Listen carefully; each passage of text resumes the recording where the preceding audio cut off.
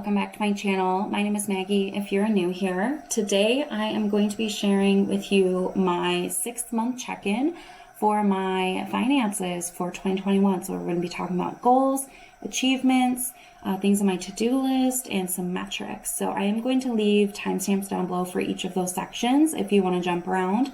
But yeah, I'm keeping my page covered and we'll go through one by one because I want to keep it kind of, secretive. So let's start with what I have achieved, what's happened. So the first thing is I changed my job, which is so exciting. So I left my previous job in April and I started my new job in May, and it offered me a lot. So first of all, I got a 33% raise, which is so awesome. I got better benefits. So I have both a 401k and I elected to have a Roth 401k. And I qualify for an HSA or a health savings account with my health plan. Also, I'm just a happier person, to be honest. My last job had a lot of problems that I was no longer willing to put up with, and my new job is so much better. So that's a big thing that happened that definitely impacts my finances. Another thing, I paid off all my credit card debt, which is so exciting.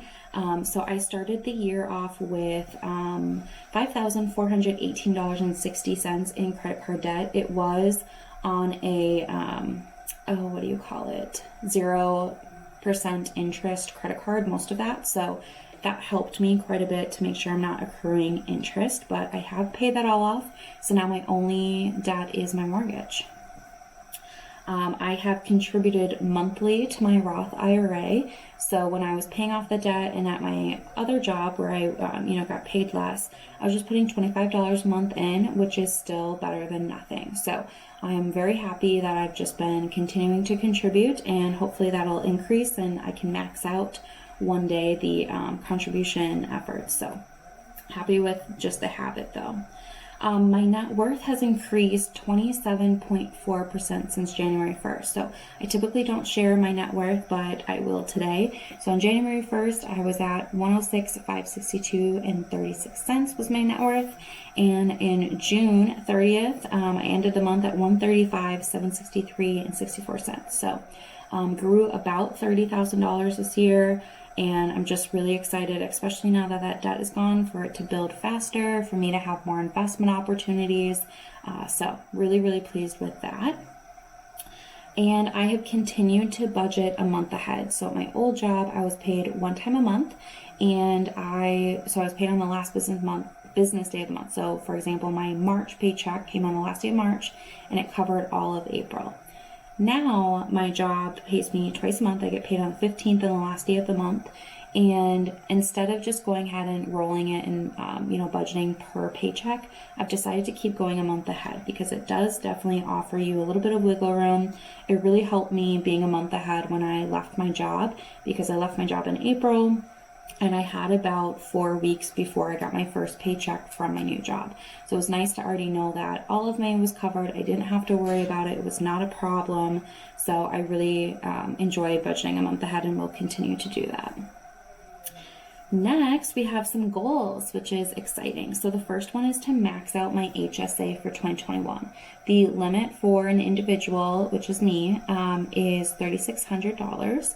My employer does contribute some towards that, so I don't have to come up with the whole thing on my own, but that is a goal of mine to contribute. The health savings account is a really exciting benefit for me. You can use it. It's with pre-tax dollars.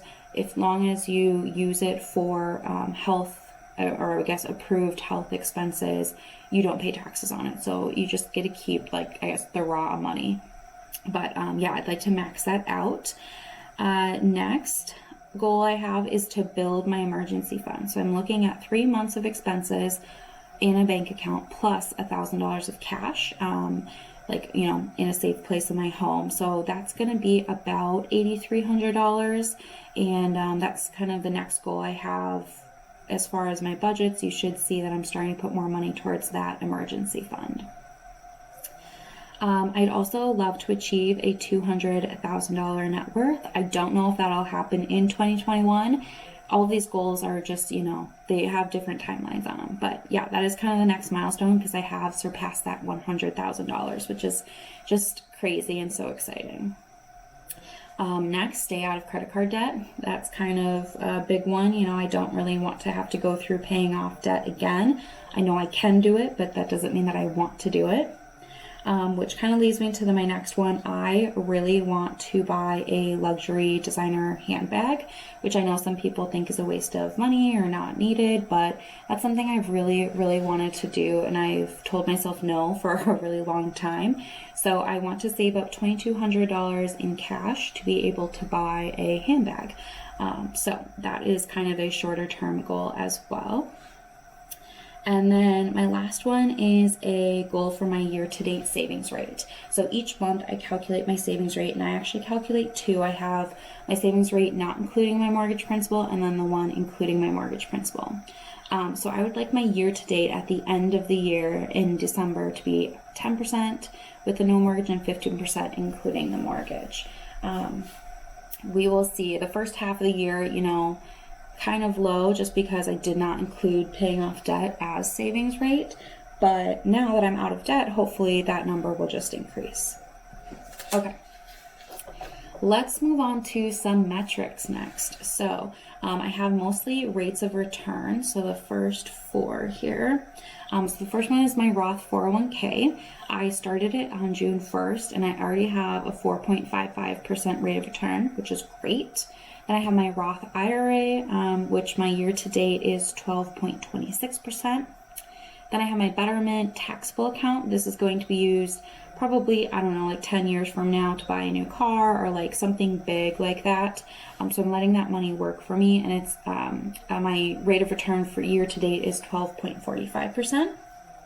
And then the last one I have here is my HSA rate of return. So it's 0 right now. How my HSA works is I have to have $2,000 in the checking account for health expenses first, and then anything over $2,000 can be invested. So I need to be able to surpass that $2,000 limit first, and then I can start investing and having a rate of return. A couple other metrics here, year-to-date savings rates.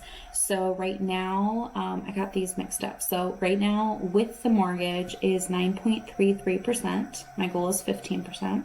And without the mortgage is 2.46%. My goal is 10%. So we'll see if I can do it. I'm feeling confident, but you know, it's a little bit of a stretch goal. And the last metric I have here is my year-to-date passive income percentage. So on each end of the month video that I do, recapping the previous month, I go through my income and I think about, was it active or passive income? My definitions may be different than yours, but for me, so far this year, 18.76% of my total income has been passive, which is pretty cool. So that's just earned money, not through me actually working or having to like exchange energy or time. It's just money that has come my way. So I'd say that's pretty cool. The last section here, if I move my page up a little bit, are my to-dos.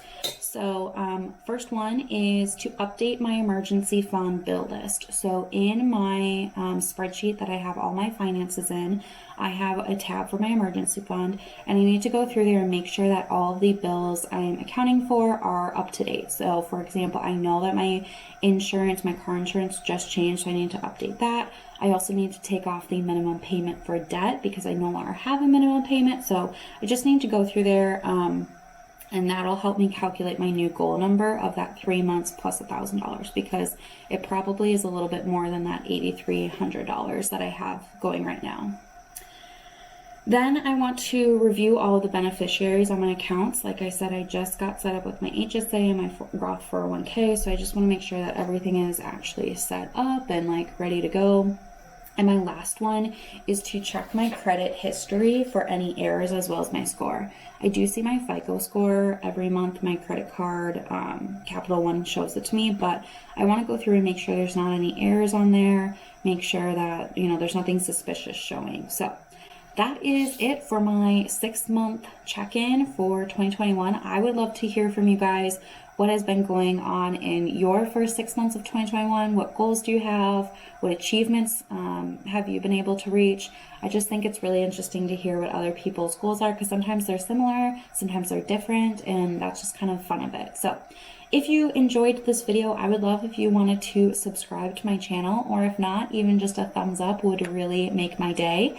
And yeah, thanks for taking some time out of your day to hang out with me. I do appreciate it, and I'll see you guys in my next one. Bye.